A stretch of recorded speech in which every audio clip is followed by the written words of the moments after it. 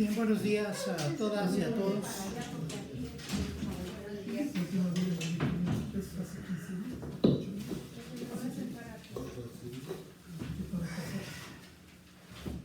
Hoy, que es fin de mes, también habíamos quedado que dentro de nuestro programa íbamos a pasarles alguna información adicional. Nosotros estamos conscientes de que no conocemos todas las cosas y necesitamos apoyarnos por personas que también ya tienen mucha experiencia, que son expertos en la situación. La cuestión teológica, la cuestión de Dios, creo que en ese sentido estamos ya muy adelantados. Y yo siempre les he dicho, sin el afán de creer que estamos teniendo una actitud un poco altiva, creer que lo sabemos todos, pero creemos que estamos adelantados más que muchos en la cuestión teológica, en la cuestión de Dios. Pero en la cuestión psicológica, en la cuestión de la actitud, de las condiciones de la mente, ahí sí tenemos que apoyarnos mucho. Entonces es bueno combinar las cosas y echar mano de los que llevan también muchos años en la otra área que es la neurociencia, los conceptos de la mente y de cómo los neurocirujanos han encontrado problemas muy similares a los que a veces consideramos que son solamente espirituales y de actitudes que en algún momento dado nos muestran una conducta que puede estar enferma o dañada. Entonces tenemos que combinar esas dos cosas. No solamente todo se resuelve leyendo la Biblia y explicándola y meditándola. Tenemos que buscar los otros expertos. Y atrás de mí en la pantalla está el doctor, la figura es el doctor Mario Alonso Puig. Él es un español y desde que he empezado a escuchar sus videos y su información, tiene una relación muy estrecha con lo que nosotros hablamos acerca de sanar el alma, acerca de darle espacio, acerca de aquietarla en algunos momentos, porque está tan saturada que en cierto momento está embotada y eso nos impide pensar bien, razonar bien, sobre todo actuar bien. Entonces hoy quiero tomarme nada más unos minutos para ver la introducción que nos tocaba y después voy a dejar que vean este video del doctor Mario Alonso Puig porque complementa lo que hoy voy a comentarles. Entonces, en la información que les doy, estamos tocando el tema acerca del libro de Job. El libro de Job, yo les decía la vez pasada, si lo analizamos, si lo vemos bien, trae la representación que en cierto momento nos puede dar la figura de lo que es el ser humano, pero en una condición de amargura, de enfermedad, de dolencia, pero también de enojo. Entonces, en ese sentido, nosotros tenemos también que darnos cuenta del por qué el libro de Job también trae mucha información importante para ver en qué condición también nosotros nos hemos a lo mejor presentado en varias ocasiones igual que él, cuando hemos perdido nuestra salud, cuando hemos perdido nuestros bienes, cuando hemos perdido a nuestra familia. Entonces nos alteramos todos. Pero estos versículos que voy a leer finalmente nos ayudan a entender muchas cosas de esos, pero sobre todo también a reflexionar y a aquietar nuestra alma y nuestra mente. En la hoja que le estoy dando trae 3 conceptos en cuanto a lo que en el libro de Job encontramos. Si ustedes la tienen ahí, vamos a buscar primero en el libro de Job, en el capítulo 21. Job capítulo 21.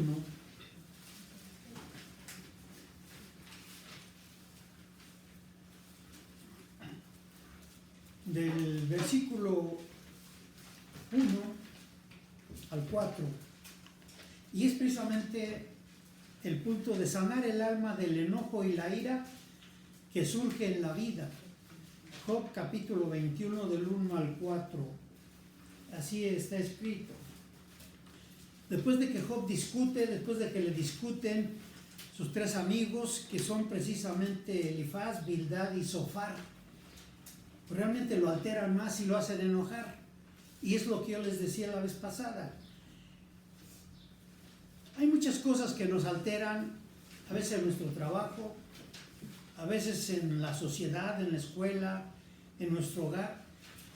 Y discutimos muchas cosas con la familia, con los conocidos. Pero aquí lo importante es que las discusiones que son más agrias y discusiones que desde mi punto de vista son las que provocan mayor daño, son las discusiones sobre cuestiones religiosas. Y eso es precisamente lo que discute tanto Job como sus tres amigos. Cuestiones religiosas para ver quién tiene la razón y de qué manera concibe cada uno de ellos a Dios. Las religiones concebimos a Dios de diferente forma, pero eso está bueno siempre y cuando nos quedáramos nosotros con ese pensamiento y de esa idea inmanente de lo que para nosotros es Dios. Hasta ahí está bien, pero cuando ya les queremos imponer nuestro pensamiento a otras personas, ahí es donde surge el conflicto. Queremos que las personas crean en Dios, actúen en las cosas religiosas igual que nosotros, y ahí es donde empieza el conflicto. Y Job también cae en este problema y por eso lo altera. Le dice Job capítulo 1 dijimos del 1 al 4. A esto Job respondió: escuchen atentamente mis palabras, concédanme este consuelo, tolérenme un poco mientras hablo y búrlense si quieren cuando haya terminado. ¿Acaso dirijo mi reclamo a los mortales? ¿Por qué creen que pierdo la paciencia? Job está perdiendo la paciencia por las discusiones estériles o la perorata, que en algunos momentos así se cataloga, en cuanto al concepto de Dios. Cómo Dios bendice, cómo Dios castiga, cómo Dios hace justicia y cómo Dios es el que mueve definitivamente toda nuestra vida y nuestro ser, cuando eso no es cierto. Dios nos ha dado absoluta y total libertad para que nosotros podamos decidir en cuanto a nuestra vida. Pero esas son las discusiones que se hacen. Y después me paso a lo que es Job 23, sanando el alma de respuestas inmediatas, instintivas y no pensadas. Cuando estamos alterados y cuando estamos enojados, se dice que a veces hablamos y actuamos visceralmente. No pensamos las respuestas, simplemente las descargamos, simplemente las hablamos, las soltamos, y cuando nos damos cuenta a veces ya dañamos a otros o ya nos dañamos a nosotros mismos por las respuestas que nosotros dimos, pero todo eso motivado precisamente por lo que es esa molestia y esa alteración que tenemos de no analizar y guardar silencio ante las cosas de los demás. Y por último quiero mencionar lo que es Job 30 del 20 al 22. Job 30 del 20 al 22, que sigue diciendo aquí en este espacio: Job, a ti clamo, oh Dios, pero no me respondes. Me hago presente, pero tú apenas me miras. Implacable te vuelves contra mí, con el poder de tu brazo me atacas. Me arrebatas, me lanzas al viento, me arrojas al ojo de la tormenta. Aquí en este asunto es donde quiero culminar y terminar con este asunto. Mientras que humanamente nosotros respondemos, contestamos, nos defendemos y nos alteramos, Job espera que Dios también le conteste así, y que Dios le responda, y que Dios lo cuestione. Pero ahí se da cuenta Job que Dios permanece en silencio.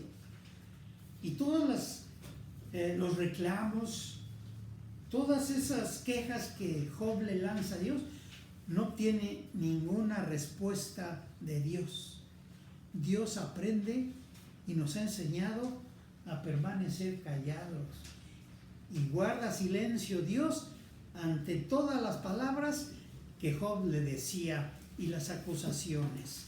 Y esto tiene mucho que ver entonces cómo tratar el enojo. Porque una persona que tiene un alma sana no responde a las críticas, no responde a la queja, no responde a la provocación. Pero una persona que no tiene el alma sana se envuelve y se deja precisamente envolver por todo lo que existe. Y desgraciadamente en el mundo estamos en esa situación. Entonces, diríamos, nosotros ya tenemos suficiente edad, aunque aquí hay uno más joven que nosotros, que es el que siempre hace muchas cosas, pero casi la mayoría de nosotros ya tenemos una edad muy avanzada y decimos, ¿acaso hay remedio para que nosotros podamos modificar nuestra actitud? Y si antes estábamos acostumbrados o acostumbradas a responder inmediatamente cualquier provocación, ahora ¿cómo hacer para que nos mantengamos tranquilos? Precisamente es la manera en que este hermano, ¿sí?, que ahorita es el que voy a poner aquí. Tu cerebro no distingue entre una amenaza real y una amenaza imaginada. Te dice algo que percibes como ofensivo. Voy a dejar que escuchemos igual esta que si información de a él, punto de atacarte. porque es la respuesta. Tu corazón se acelera, ¿sí? Tu Vamos a respiración se escucharlo. vuelve superficial, tus músculos se tensan, tu sangre abandona tu cerebro racional y se precipita hacia tus extremidades, preparándote para luchar o huir. Pero no hay león, solo hay palabras, solo hay una mirada, solo hay un gesto. Y sin embargo, tu cuerpo está en guerra. ¿Qué pasaría si te dijera que cada vez que te enojas estás tomando veneno esperando que otro muera? ¿Qué pasaría si te dijera que la persona que más sufre cuando te enojas no es quien te provocó, sino tú mismo? Permíteme compartir contigo algo que he descubierto después de décadas investigando la mente humana, algo que la ciencia moderna está confirmando y que los sabios antiguos ya sabían hace más de 2000 años. La libertad no está en cambiar al mundo, la libertad está en cambiar tu mente. Imagina por un momento que estás conduciendo. Vas tranquilo escuchando música, pensando en tu día. De repente, alguien se te cruza sin señalizar. Tu primer impulso es instantáneo. Sientes una oleada de rabia que sube desde el estómago hasta la garganta. Quieres tocar la bocina, quieres gritarle, quieres que esa persona sepa lo estúpida que ha sido. Tal vez tú también lo has sentido. O quizás fue tu pareja quien dijo algo hiriente durante una discusión, o tu jefe que te criticó injustamente frente a todos, o ese comentario pasivo-agresivo de un familiar en la cena, o simplemente la cajera del supermercado que iba demasiado lento cuando tenías prisa. Todos hemos estado ahí, todos conocemos esa sensación. Pero déjame preguntarte algo. Después de ese momento de ira, después de explotar o de quedarte rumiando durante horas, ¿te sentiste mejor? ¿Se solucionó el problema? ¿Cambió algo realmente? ¿O más bien te quedaste con una sensación de vacío, de agotamiento, de algo roto por dentro? Según investigaciones recientes, el 84% de las personas reportan sentirse más irritadas y enojadas que las generaciones anteriores. 84%. Vivimos en una epidemia de ira. Caminamos por la vida como bombas de tiempo, esperando que algo o alguien nos detone. Y lo más fascinante, lo más revelador, es que creemos que nuestro enojo está justificado. Creemos que tenemos razón para estar furiosos. Creemos que el problema son los demás. Pero la verdad es mucho más profunda y mucho más liberadora. El problema no es lo que te sucede, el problema es cómo respondes a lo que te sucede.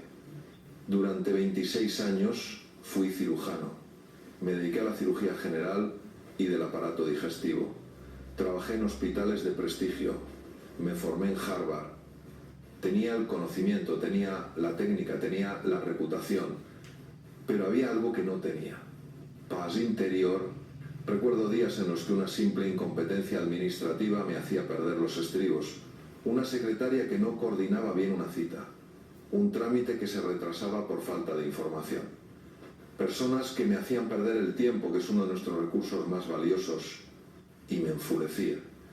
Sentía esa rabia hirviendo en mi pecho, nublando mi juicio, robándome mi calma, hasta que un día un paciente me hizo una pregunta que cambió mi vida para siempre.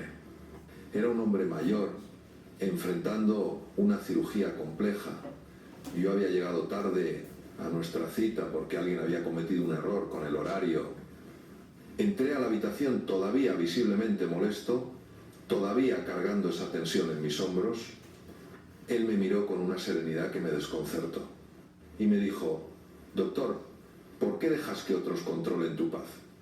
Me quedé en silencio. En ese momento no supe qué responder, pero esas palabras se quedaron conmigo, se quedaron resonando en mi mente durante días, semanas, meses. ¿Por qué dejaba que otros controlaran mi paz? ¿Por qué entregaba mi poder a circunstancias externas? ¿Por qué permitía que mi estado de ánimo dependiera de si alguien más hacía bien o mal su trabajo? Comencé a observarme. Comencé a estudiar mis propias reacciones con la misma curiosidad científica con la que estudiaba el cuerpo humano. Y lo que descubrí me asombró. No era la incompetencia de otros lo que me enojaba, era mi expectativa de que las cosas deberían ser diferentes. Era mi resistencia a la realidad tal como era. Era mi ego diciéndome que yo tenía razón y ellos estaban equivocados. Era, en pocas palabras, mi propia mente la que me torturaba. Y si mi mente era el problema, entonces mi mente también podía ser la solución. Piensa en tu propia vida por un momento. ¿Cuántas veces te has enojado porque alguien no cumplió tus expectativas?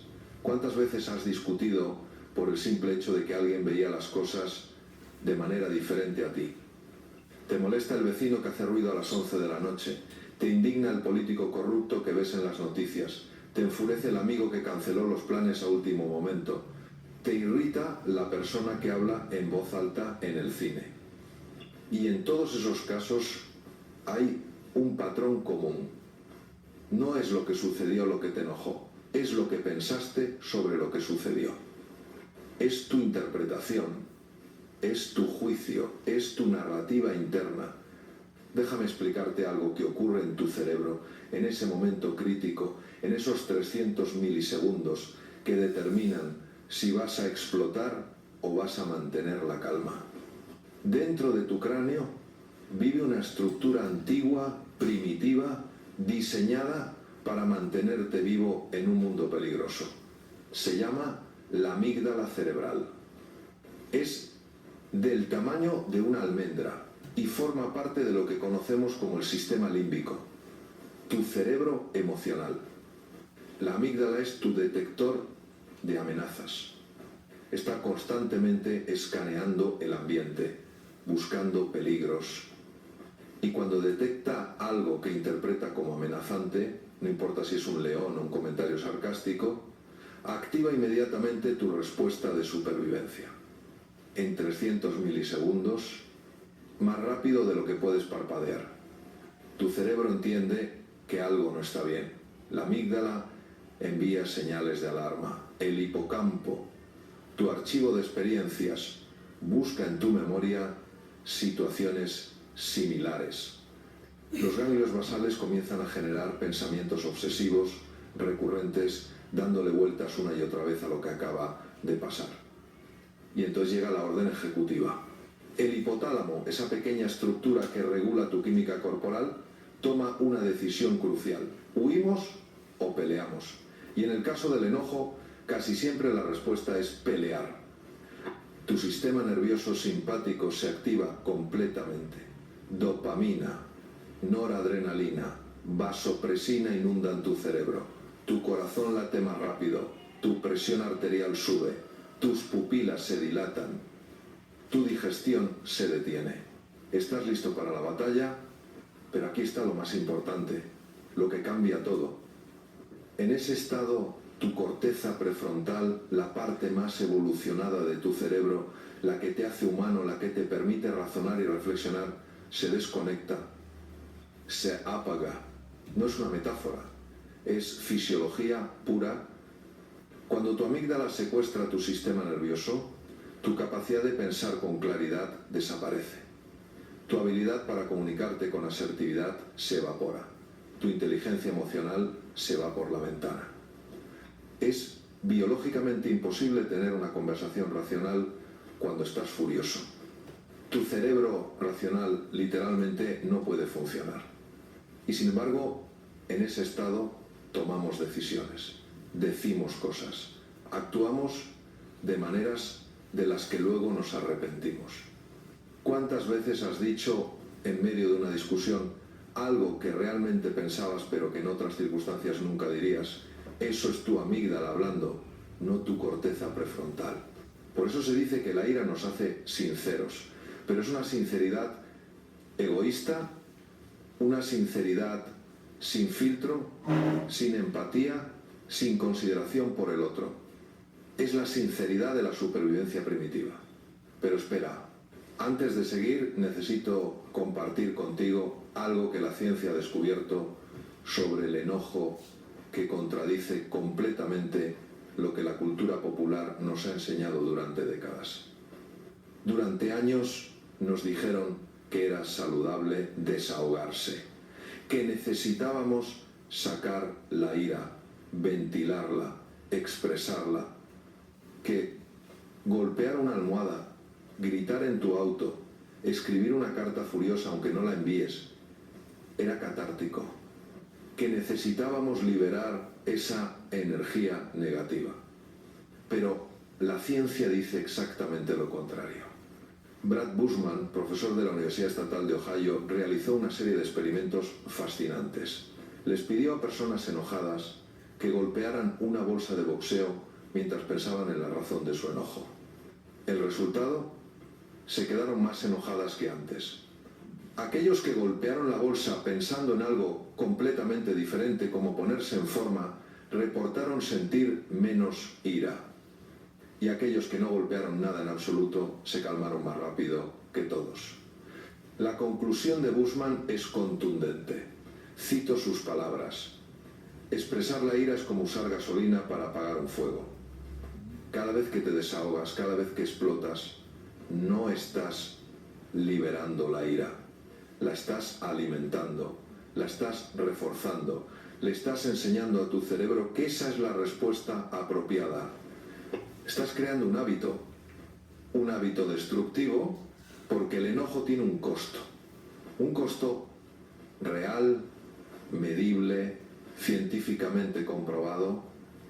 A nivel físico, el enojo crónico daña tu sistema cardiovascular, incrementa tu riesgo de infarto, de derrame cerebral, de hipertensión, debilita tu sistema inmunológico, haciéndote más vulnerable a enfermedades. Acelera tu envejecimiento celular. Literalmente te envejece más rápido. A nivel mental, el enojo crónico te atrapa en ciclos de rumiación. Los ganglios basales y el cerebelo, estructuras especializadas en reverberar información, mantienen el evento que te enojó dando vueltas en tu cabeza durante horas. 4 horas. Ese es el tiempo promedio que tu cerebro mantiene activo un proceso emocional intenso. 4 horas en las que no puedes concentrarte completamente en nada más. 4 horas en las que tu energía mental está secuestrada por algo que ya pasó y que no puedes cambiar. Y a nivel relacional, el enojo crónico destruye los vínculos humanos. Y aquí está la ironía más cruel. La Universidad de Harvard realizó el estudio longitudinal más extenso sobre la felicidad humana. Comenzó en 1938 en plena Gran Depresión. Siguieron a 268 hombres durante 75 años. Los estudiaron en su juventud, en su madurez, en su vejez. Analizaron cada aspecto de sus vidas. ¿Cuál fue el descubrimiento más importante de 7 décadas de investigación? ¿Qué determina si una persona será feliz o infeliz a lo largo de su vida?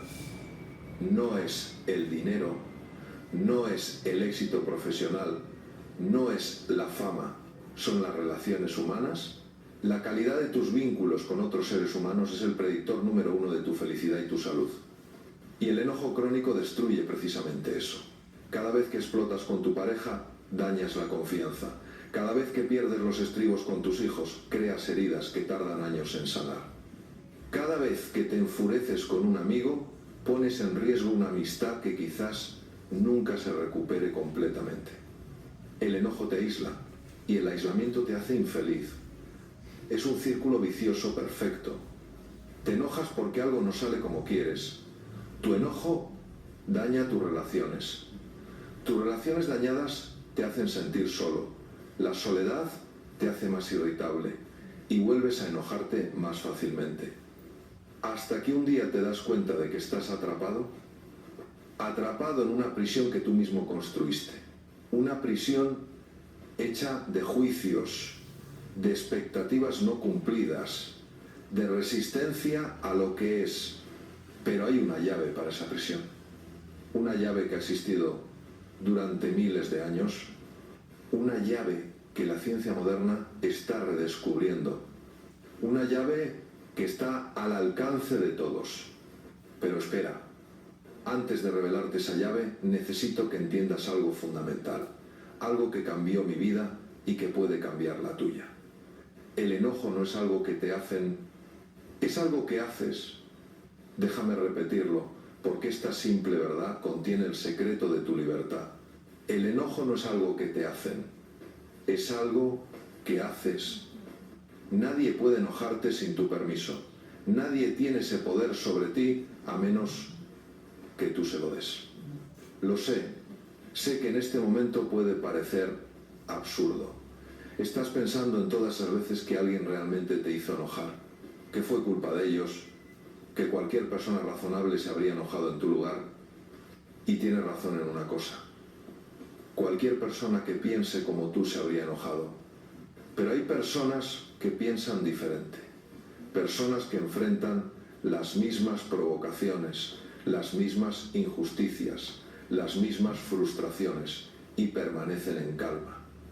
No porque repriman sus emociones, no porque sean débiles o pasivos, sino porque entienden algo profundo sobre la naturaleza de la realidad y la naturaleza de la mente. Permíteme llevarte a la antigua Grecia, al año 100 después de Cristo aproximadamente. En la ciudad de Hierápolis vivía un hombre llamado Epicteto. Epicteto nació esclavo, pasó la mayor parte de su juventud encadenado, siendo propiedad de otro ser humano. Sufrió abusos, fue tratado como un objeto, no como una persona. Uno de sus amos, en un acto de crueldad, le rompió la pierna deliberadamente. Epicteto quedó cojo para el resto de su vida. Y sin embargo este hombre se convirtió en uno de los filósofos más sabios, más serenos, más libres que haya existido jamás. ¿Cómo alguien que fue esclavo, que fue torturado, que perdió todo lo que la mayoría consideramos necesario para la felicidad, pudo encontrar paz? Epicteto descubrió algo. Descubrió que aunque no podía controlar lo que otros le hacían a su cuerpo, sí podía controlar cómo respondía su mente. Descubrió la dicotomía del control. Hay cosas que están bajo tu control y hay cosas que no están bajo tu control. Bajo tu control están tus pensamientos, tus interpretaciones, tus valores, tus decisiones, tu carácter. Eso es tuyo. Nadie te lo puede quitar. Fuera de tu control está todo lo demás. Las acciones de otros, el pasado, el futuro, las opiniones ajenas, el clima, el tráfico, la economía, la política. Todo todo eso, todo, está fuera de tu control. Y aquí está la clave, la llave de la prisión. Todo tu sufrimiento, todo tu enojo, todo tu malestar viene de tratar de controlar lo que no puedes controlar y de olvidar controlar lo que sí puedes. Te enojas porque tu pareja no te escucha, pero no puedes controlar si ella te escucha. Solo puedes controlar cómo te expresas. Te enojas porque tu jefe no reconoce tu trabajo, pero no puedes controlar lo que tu jefe valora. Solo puedes controlar la calidad de tu trabajo. Te enojas porque alguien te insulta, pero no puedes controlar lo que otros dicen. Solo puedes controlar cómo lo interpretas. Epicteto solía hacer un ejercicio con sus estudiantes. Les decía, párense junto a una roca e insúltenla. Díganle todo lo que quieran. Griten, ofendan, ataquen. Los estudiantes lo hacían y luego Epicteto preguntaba ¿qué lograron? ¿Cambió algo la roca? ¿Se ofendió? ¿Se defendió? ¿Sufrió? Por supuesto que no. La roca permanecía imperturbable. Ahora, decía Epicteto, si alguien responde a los insultos como una roca, ¿qué ha ganado el agresor con sus palabras? Nada, absolutamente nada. El poder del insulto no está en las palabras, está en tu reacción a las palabras. Si tú eliges ser como la roca, imperturbable, sereno, el insulto no tiene ningún poder sobre ti. Tal vez estés pensando, pero yo no soy una roca, soy un ser humano con emociones. Y tienes razón. No se trata de reprimir tus emociones, no se trata de convertirte en un robot sin sentimientos. Se trata de algo mucho más profundo. Se trata de elegir. Epicteto no estaba diciendo que no sientas, estaba diciendo que no seas esclavo de lo que sientes. Las emociones van a surgir. Eso es natural, eso es humano. Vas a sentir esa primera oleada de irritación cuando alguien te interrumpe. Vas a sentir ese primer impulso de frustración cuando las cosas no salen como planeaste. Eso es la amígdala haciendo su trabajo, recordándote que algo no está alineado con tus expectativas. Pero entre ese primer impulso y tu respuesta hay un espacio sagrado, un espacio donde vive tu libertad. En ese espacio puedes elegir, ¿voy a dejar que esta emoción me controle? ¿O voy a observarla, reconocerla y elegir una respuesta más sabia?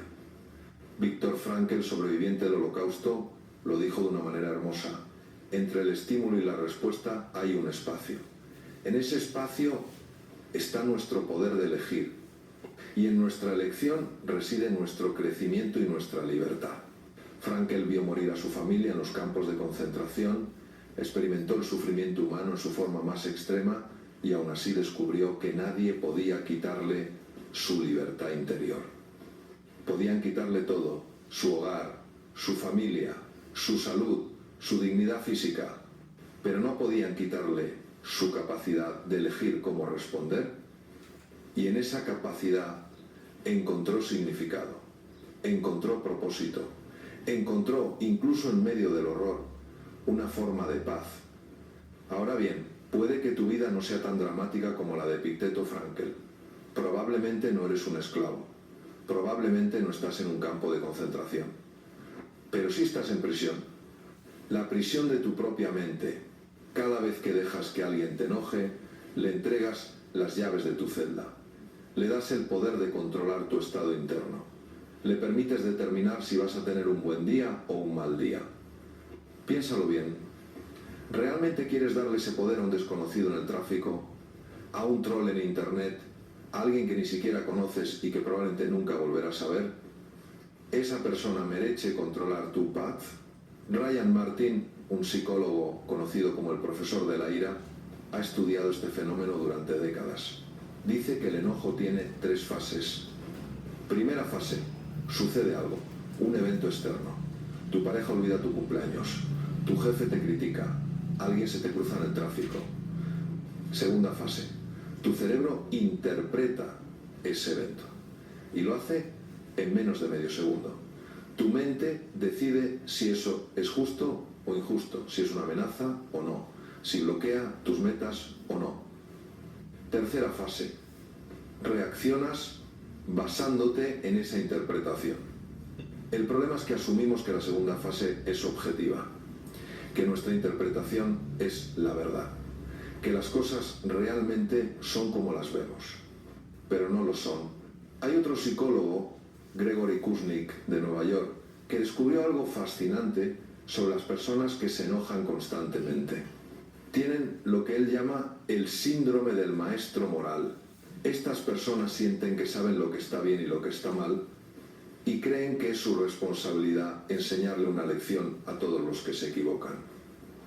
El conductor que va muy lento necesita aprender a conducir. El cajero que va despacio necesita aprender a ser más eficiente. La persona que no piensa como ellos necesita ser corregida. Y esta creencia, esta necesidad de ser el maestro moral del mundo, los mantiene en un estado constante de irritación. Porque adivina qué, el mundo no va a cambiar porque tú te enojes. La gente no va a aprender la lección que quieres enseñarles. Y definitivamente no van a cambiar su comportamiento porque tú explotes. De hecho, probablemente van a hacer exactamente lo contrario.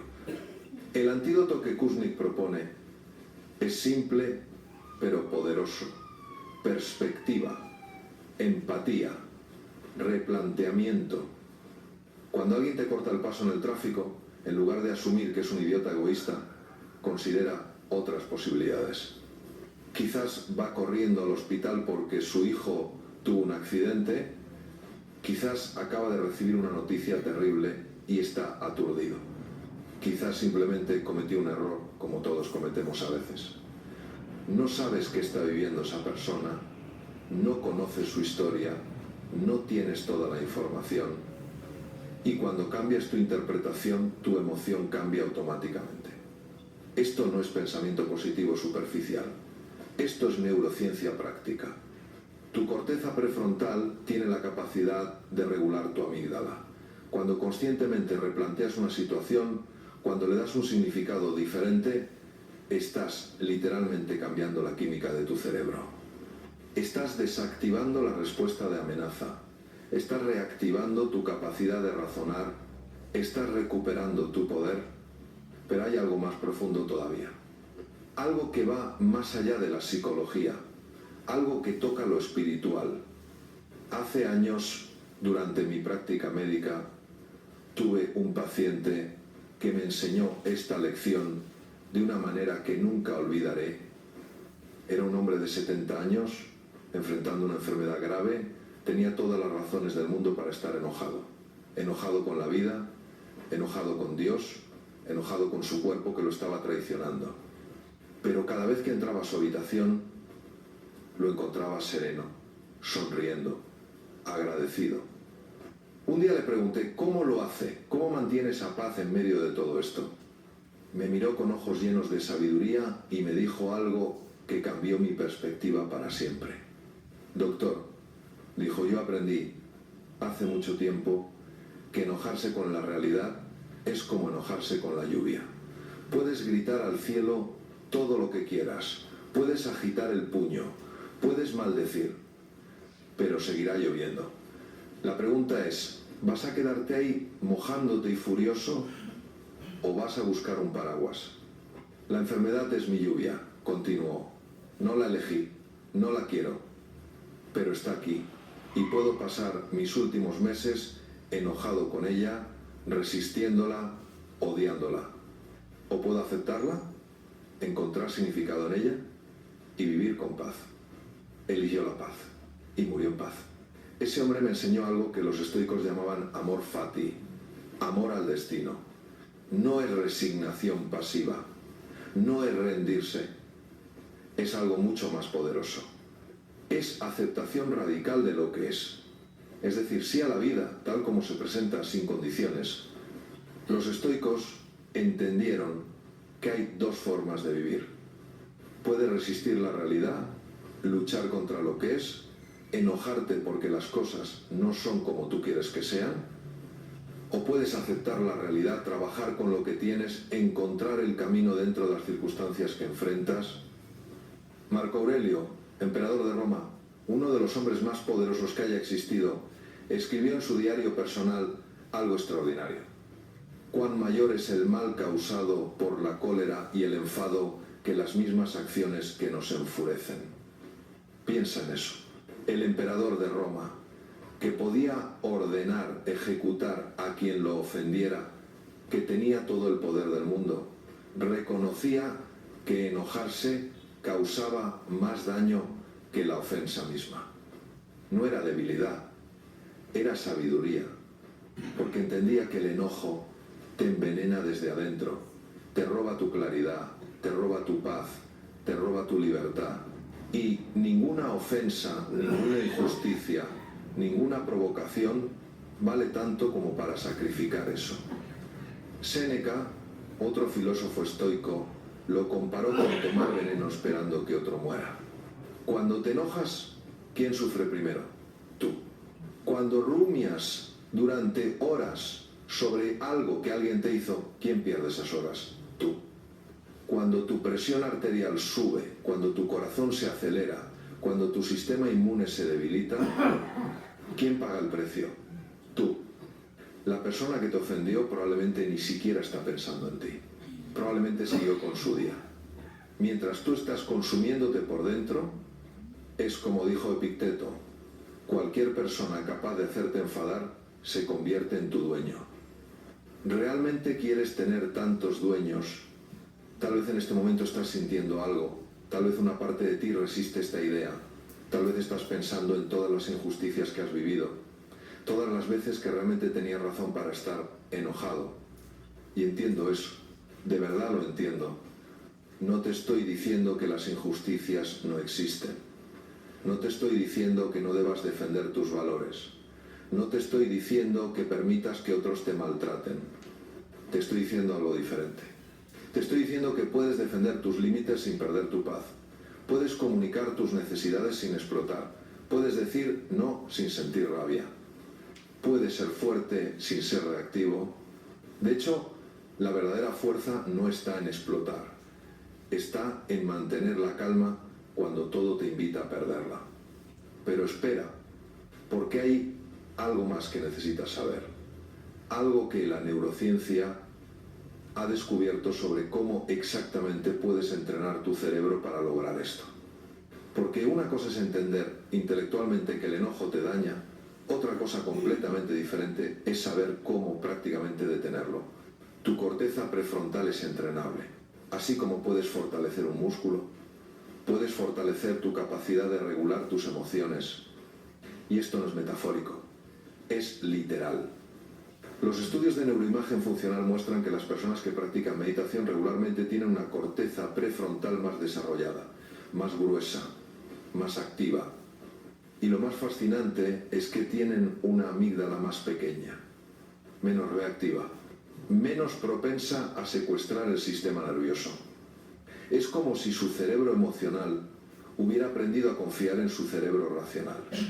Déjame explicarte lo que esto significa en términos prácticos. Cuando practicas la autoobservación, cuando entrenas tu mente para notar tus emociones sin ser arrastrado por ellas, estás literalmente reorganizando tu cerebro.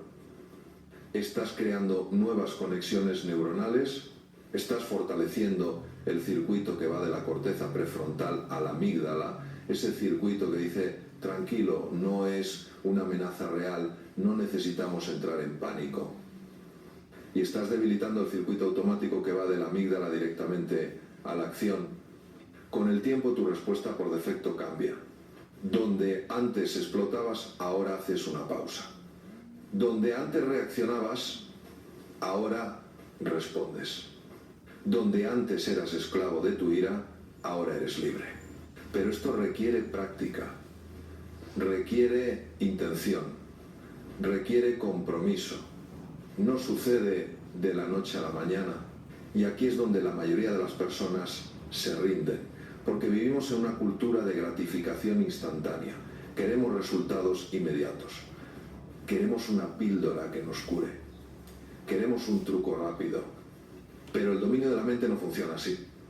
Es como aprender un instrumento musical. Al principio es torpe, difícil, frustrante, pero con práctica diaria, con paciencia, con perseverancia, llega un momento en que tu cuerpo sabe qué hacer sin que tengas que pensar. La música fluye. Lo mismo sucede con la paz interior. Al principio tienes que recordarte conscientemente. Tienes que hacer un esfuerzo deliberado para hacer una pausa, para replantear, para elegir la calma. Pero con el tiempo se vuelve natural, se convierte en quien eres. Y cuando llegas a ese punto, experimentas algo que los antiguos llamaban ataraxia, tranquilidad del alma, paz interior, inconmovible. No importa qué tormenta esté sucediendo afuera, adentro hay calma. Imagina vivir así. Imagina moverte por el mundo sin miedo a que alguien arruine tu día, sin ansiedad de que las cosas salgan mal, sin esa tensión constante en los hombros esperando el próximo conflicto. Imagina tener esa libertad, porque eso es lo que realmente es libertad. La libertad no es poder hacer lo que quieras. La libertad es querer lo que la vida te presenta. La libertad no es controlar las circunstancias externas. La libertad es controlar tu mundo interior. Y cuando tienes eso, cuando logras eso, nada ni nadie puede tocarte. Hay una dimensión de todo esto que va más allá de la psicología. Hay algo más profundo que lo mental. Hay lo espiritual. Durante años estudié medicina, neurociencia, psicología. Aprendí cómo funciona el cerebro, cómo se procesan las emociones, cómo se forman los pensamientos. Pero hubo un momento en mi vida en que me di cuenta de que todo ese conocimiento, por valioso que fuera, no era suficiente. Había algo que faltaba. Un entendimiento más profundo de quiénes somos realmente. Porque si solo somos nuestro cerebro, si solo somos química y electricidad, entonces estamos atrapados. Somos víctimas de nuestra biología. No hay esperanza real de cambio profundo. Pero no somos solo eso. Hay una conciencia que observa los pensamientos. Hay una presencia que está más allá de las emociones. Hay algo en ti que puede ver tu ira sin ser la ira. Los sabios de Oriente lo llaman el testigo. Los místicos cristianos lo llaman el alma. Los filósofos lo llaman la conciencia pura. Pero todos están señalando la misma verdad. Tú no eres tus pensamientos, tú no eres tus emociones, tú no eres tu historia. Eres la conciencia que observa todo eso. Y desde ese lugar de observación, desde ese espacio de presencia, tienes un poder inmenso. El poder de elegir, el poder de responder en lugar de reaccionar, el poder de amar en lugar de atacar. Cuando alguien te insulta y tú respondes con enojo, estás operando desde tu ego, desde tu identidad mental, desde tu historia de quién crees que eres y cómo deberían tratarte. Pero cuando reconoces que esas palabras solo tocan la superficie, que no pueden alcanzar tu verdadera esencia, algo cambia. El insulto pierde su poder. No porque lo reprimas, no porque pretendas que no pasó, sino porque reconoces que no tiene nada que ver contigo realmente. Es la proyección de otra persona, es su dolor, es su confusión. Y tú puedes elegir no cargarlo. Hay una historia que me contó un maestro de meditación hace años. Un monje budista caminaba por un pueblo cuando un hombre furioso se le acercó y comenzó a insultarlo, a gritarle, a escupirle acusaciones. El monje permaneció en silencio, simplemente observando. Después de varios minutos, el hombre se cansó y se fue. Los discípulos del monje estaban indignados. Maestro, dijeron, ¿por qué no te defendiste? ¿Por qué permitiste que te hablara así? El monje sonrió y dijo, si alguien te ofrece un regalo y tú no lo aceptas, ¿de quién es el regalo? ¿De quién lo ofreció?, respondieron los discípulos. Exactamente, dijo el monje. Ese hombre me ofreció su ira, sus insultos, su dolor. Yo elegí no aceptarlos. Entonces, ¿de quién es ahora? Tal vez tú también has estado aceptando regalos que nunca pediste. Regalos envenenados. La ira de otros, los juicios de otros, las expectativas de otros, y los has cargado como si fueran tuyos. Pero no lo son, nunca lo fueron. Puedes dejarlos ir. Ahora, sé lo que puede estar pasando por tu mente. Puede que estés pensando que todo esto suena hermoso en teoría, pero que en la vida real, cuando estás en medio de una situación difícil, cuando alguien realmente te está provocando, es casi imposible mantener esta perspectiva. Y tienes razón. Por eso necesitas un método, un proceso práctico que puedas aplicar en el momento cuando las emociones están altas y la tentación de explotar es fuerte. Lo que voy a compartir contigo ahora es una síntesis de lo que la neurociencia, la psicología y la sabiduría antigua nos enseñan sobre cómo manejar el enojo. No es mágico, no es instantáneo, pero funciona si lo practicas. El primer paso es la autoconciencia. Tienes que aprender a reconocer las señales tempranas del enojo antes de que te secuestre completamente. Tu cuerpo siempre te avisa. Siempre hay señales físicas que preceden a la explosión emocional. Tu respiración se acelera.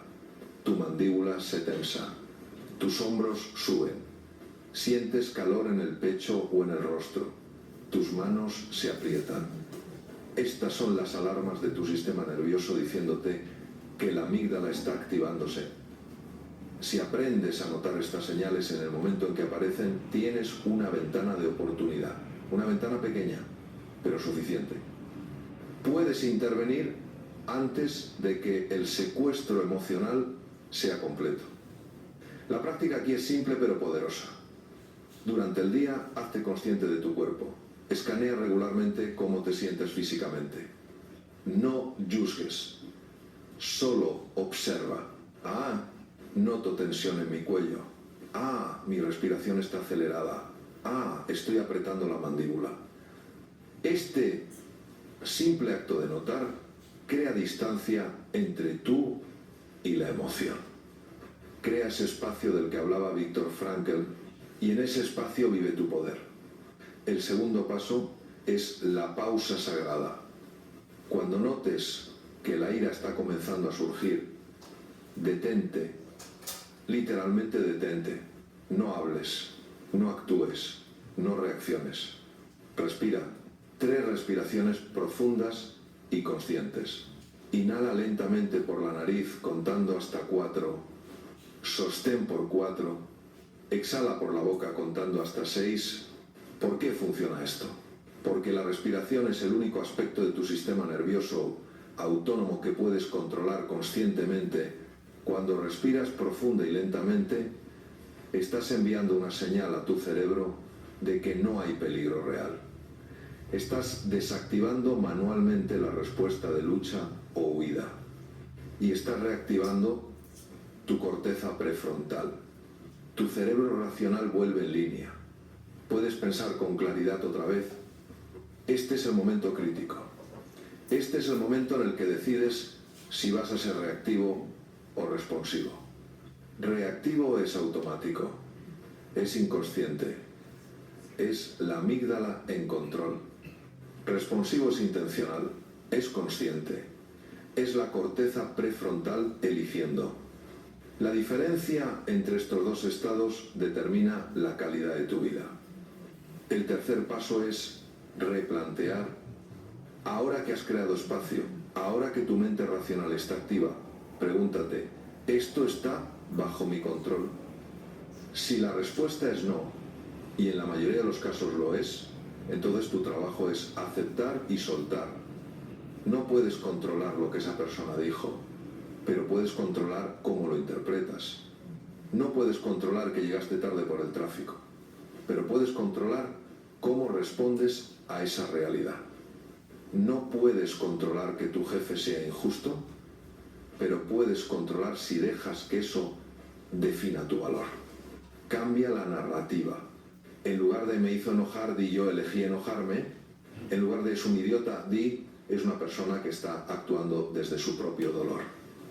En lugar de esto no debería estar pasando, di esto está pasando, ¿cómo puedo responder sabiamente? Este replanteo no es negar la realidad, es verla más claramente, es liberarte de la prisión de tus propias interpretaciones rígidas. El cuarto paso es acción virtuosa. Ahora que estás calmado, ahora que has replanteado la situación, actúa, pero actúa desde tus valores, no desde tu ego. Pregúntate, ¿qué haría mi mejor versión en esta situación? No qué te haría sentir bien en el momento, no que le enseñaría una lección a la otra persona, sino que estaría alineado con quien realmente quieres ser. Tal vez es comunicar tu límite con firmeza pero sin agresión, tal vez es alejarte de la situación, tal vez es simplemente dejar que la otra persona tenga su momento sin necesidad de corregirla. La acción virtuosa viene del amor, no del miedo. Viene de la fuerza, no de la reactividad.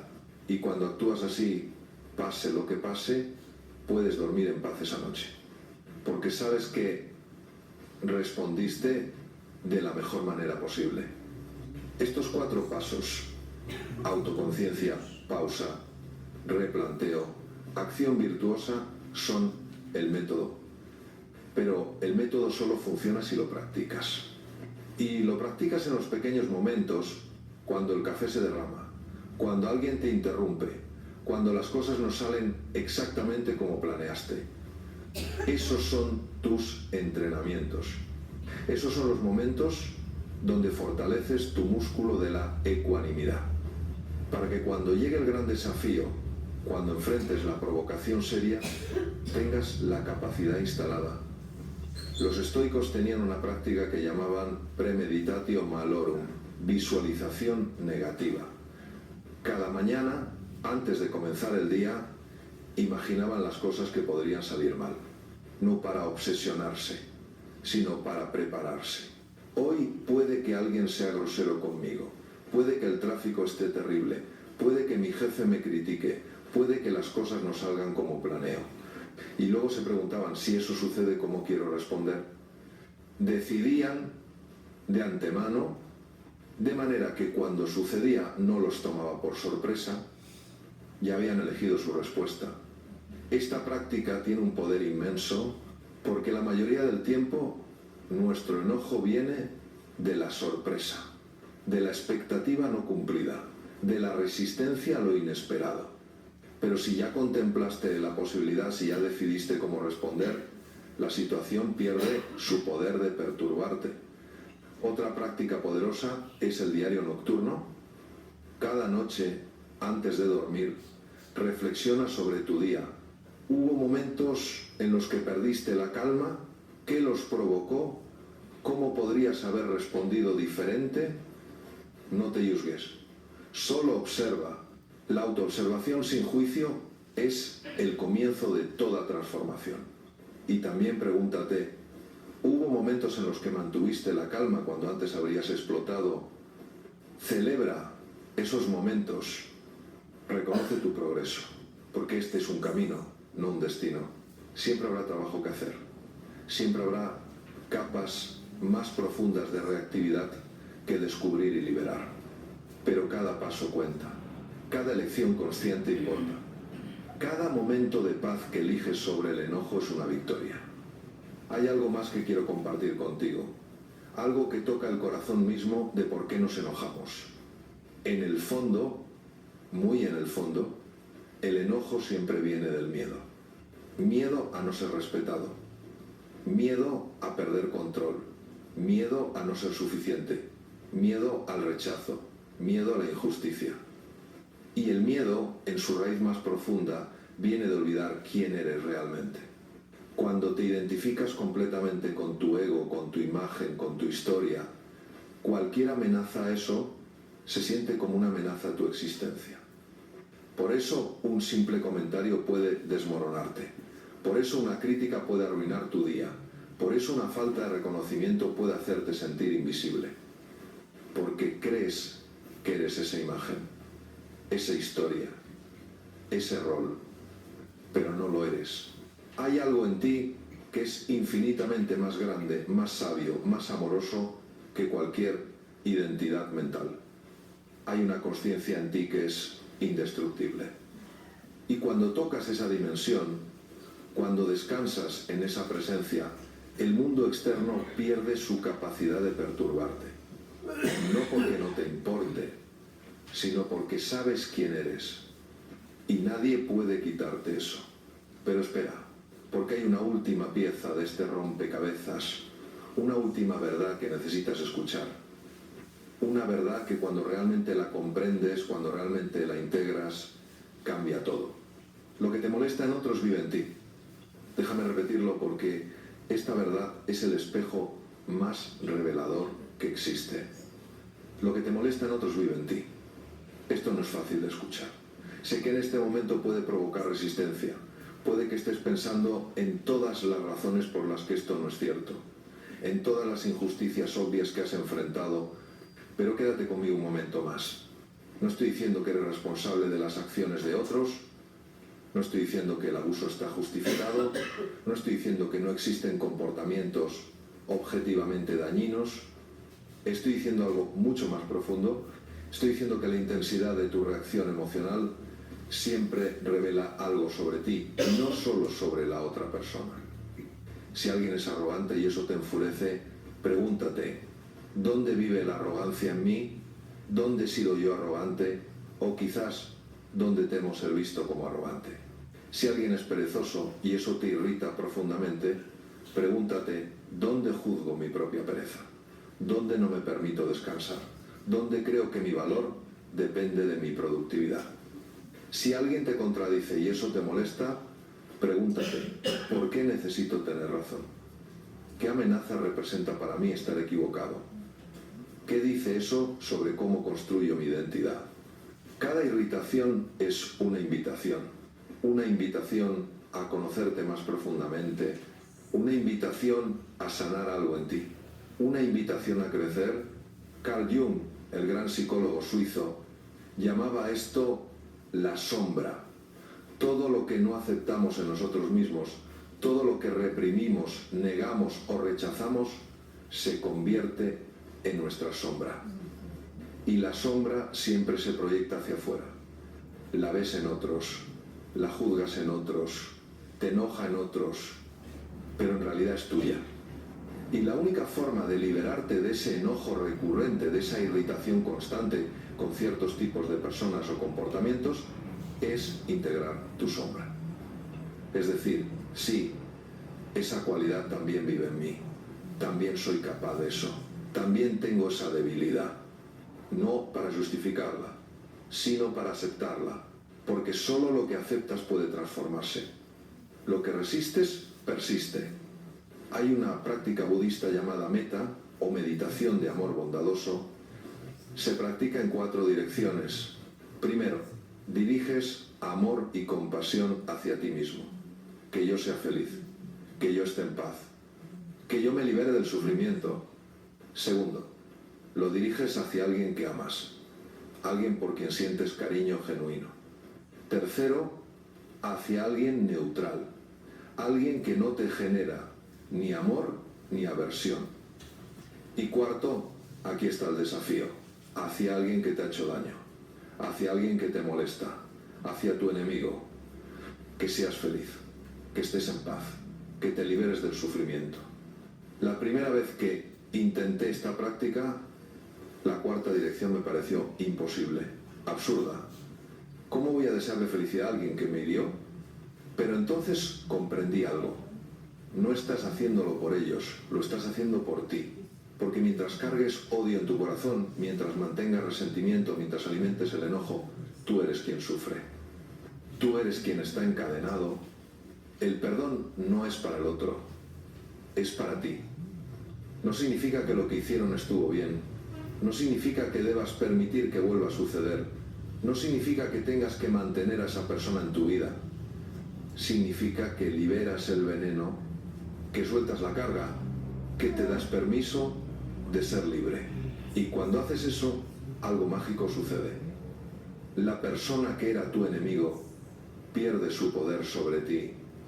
Puede que sigan siendo problemáticos, puede que sigan haciendo cosas que no apruebas, pero ya no te tocan. Ya no viven en tu mente rent free, como dicen en inglés.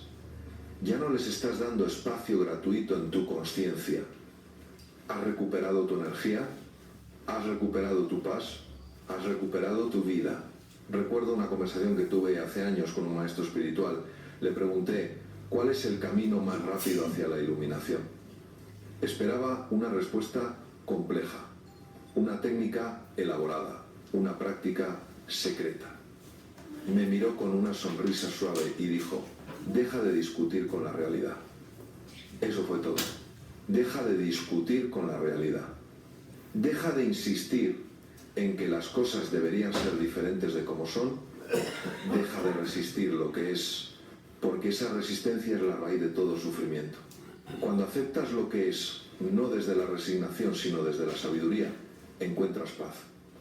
Y desde esa paz puedes actuar, puedes crear cambio, puedes trabajar por la justicia. Pero lo haces desde un lugar completamente diferente. No desde el enojo reactivo que te consume, sino desde el amor activo que te expande. Gandhi no cambió India porque estaba enojado, la cambió porque amaba a su pueblo más de lo que odiaba la opresión. Martin Luther King no transformó derechos civiles porque estaba furioso, lo hizo porque su visión de justicia era más fuerte que su resentimiento. Mandela no liberó Sudáfrica desde la venganza, lo hizo desde la compasión, incluso después de 27 años en prisión. Estos no eran hombres que reprimían sus emociones, eran hombres que habían dominado sus emociones, que habían encontrado algo más profundo que el enojo para motivar sus acciones. Habían encontrado el amor, y el amor, no el odio, es la fuerza más poderosa del universo. El odio destruye, el amor construye, el odio divide, el amor une, el odio envenena al que lo siente, el amor sana al que lo da. Entonces, ¿cómo vives esto prácticamente? ¿Cómo integras todo lo que hemos explorado juntos? Permíteme ofrecerte un camino. No es el único camino, pero es un camino probado por miles de años de sabiduría humana y validado por décadas de investigación científica. Cada mañana, antes de que comience el caos del día, dedica 5 minutos a la quietud. Siéntate en silencio, respira conscientemente y establece una intención. Hoy voy a elegir la paz sobre el enojo. Hoy voy a responder en lugar de reaccionar. Hoy voy a ver a cada persona como un ser humano complejo, no como un obstáculo. Visualiza las situaciones que podrían provocarte: el tráfico, el colega difícil, la reunión tensa, y visualízate respondiendo con calma. Estás programando tu cerebro, estás creando el surco neuronal que quieres seguir. Durante el día, practica la autoconciencia radical. Nota tus señales corporales. Haz pausas conscientes. 3 respiraciones antes de responder a un email frustrante. 3 respiraciones antes de contestar en una discusión. Ese espacio es sagrado. Ese espacio es tu libertad.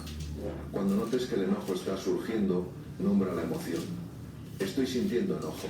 Solo con nombrarlo, reduce su intensidad en un 40%. La neurociencia lo confirma.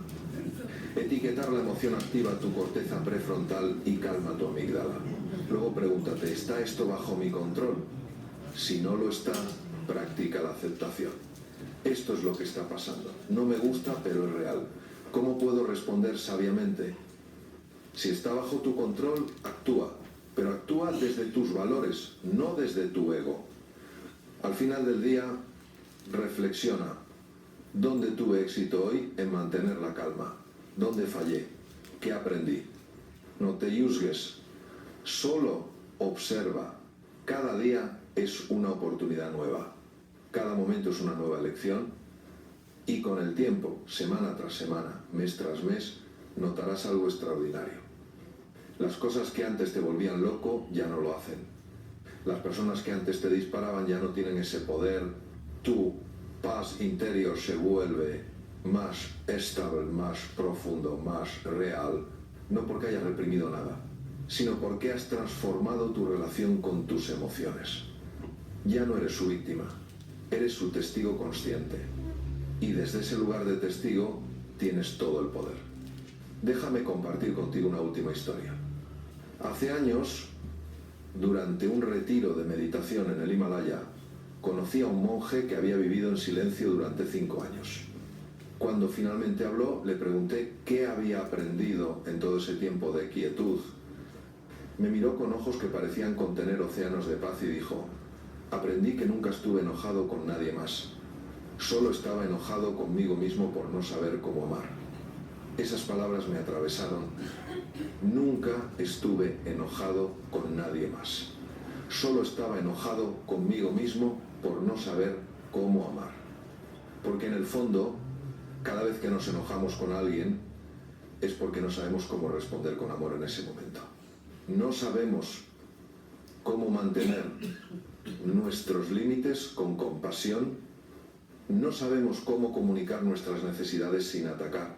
No sabemos cómo ver la humanidad compartida incluso en quien nos lastima. Pero podemos aprender, podemos crecer, podemos evolucionar. Y cuando lo hacemos, cuando realmente dominamos esto, experimentas lo que los estoicos llamaban apateia. No apatía como la entendemos hoy, no indiferencia fría, sino libertad de las pasiones destructivas, ecuanimidad, la capacidad de permanecer centrado sin importar qué tormenta esté sucediendo afuera. Experimentas lo que los budistas llaman ataraxia, tranquilidad del alma. Experimentas lo que los místicos llaman paz, que sobrepasa todo entendimiento. No es que nada malo suceda, es que nada puede tocarte en tu esencia. Tu paz ya no depende de circunstancias externas. Tu felicidad ya no está en manos de otros. Tu libertad es completa. Y desde esa libertad, desde esa paz, puedes dar al mundo tu mejor versión. Puedes ser padre, madre, líder, amigo, pareja, desde un lugar de plenitud, no de carencia.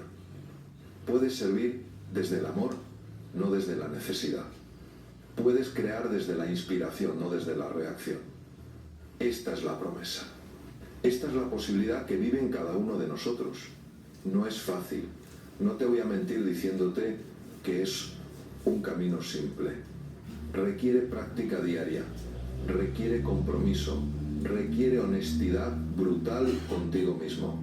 Requiere que enfrentes tus sombras, que reconozcas tus patrones, que sueltes tus apegos a tener razón. Pero vale la pena. Cada segundo de práctica vale la pena, porque estás eligiendo la libertad sobre la esclavitud.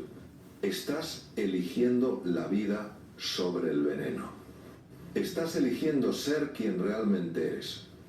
No el ego reactivo que explota con cualquier provocación, sino la conciencia serena que observa todo con amor.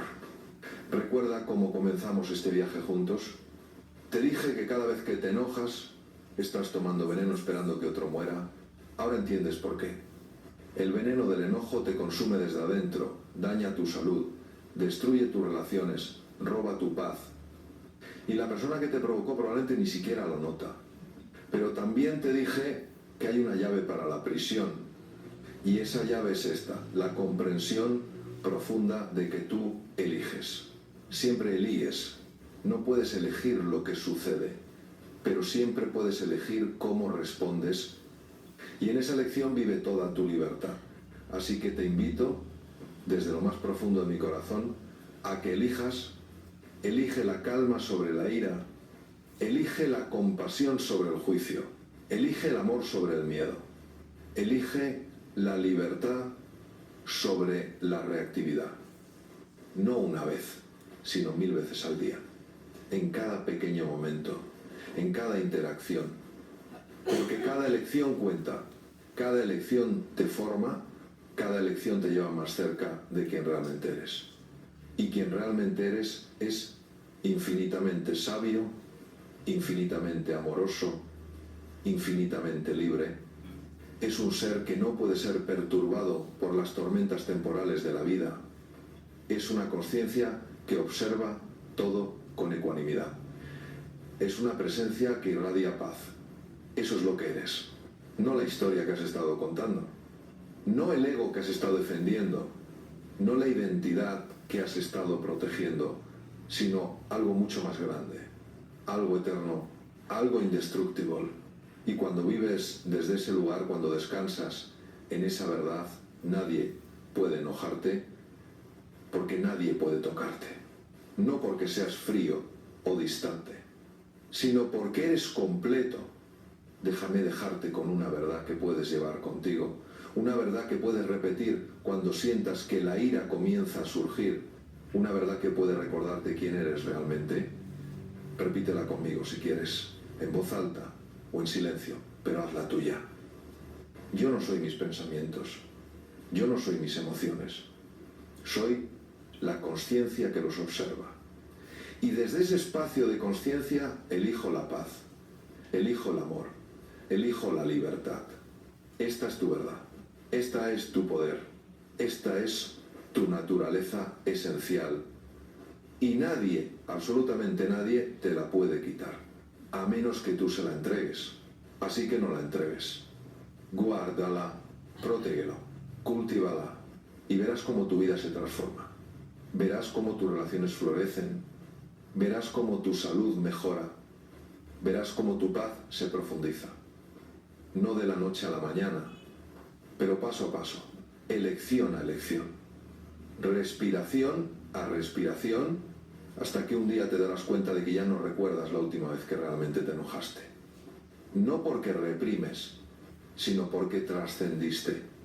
Y esa es la libertad más grande que existe. La verdadera libertad no es hacer lo que quieras, es querer lo que la vida te presenta. La verdadera fortaleza no es explotar, es mantener la calma cuando todo te invita a perderla. La verdadera sabiduría no es tener todas las respuestas, es hacer las preguntas correctas. Y la pregunta más importante que puedes hacerte en cualquier momento es esta: ¿quién quiero ser en este momento? No quién tienes ganas de ser, no quién tu ego te empuja a ser, sino quién tu alma sabe que puedes ser. Y cuando eliges ser esa persona una y otra vez, te conviertes en esa persona. No como una máscara que te pones, sino como la verdad que siempre fuiste. Así que ve, vive, practica y recuerda, cada vez que alguien te provoca, no es un problema. Es una oportunidad de demostrar quién eres realmente. Una oportunidad de crecer, una oportunidad de elegir la libertad. Y en esa elección, en ese momento sagrado entre el estímulo y la respuesta, descubrirás algo extraordinario. Descubrirás que nunca estuviste atrapado, siempre fuiste libre. Solo tenías que recordarlo. Bienvenido a casa, bienvenido a tu paz. Muy bien. Esto es parte del cristianismo. El cristianismo creemos que a veces es no dejar de asistir a la iglesia, no dejar de leer la Biblia, buscar estar en armonía con los demás. Pero el verdadero cristianismo implica conocernos a nosotros mismos. Y esta etapa es la que en cierto momento estamos tratando de hacer. Decía Jesús, y con eso termino: la paz les dejo, mi paz les doy. Yo no se la doy a ustedes como la da el mundo. No se angustien ni se acobarden. El cristianismo es eso, es superación, es resiliencia. Dios les bendiga, hermanos, nos vemos la próxima semana.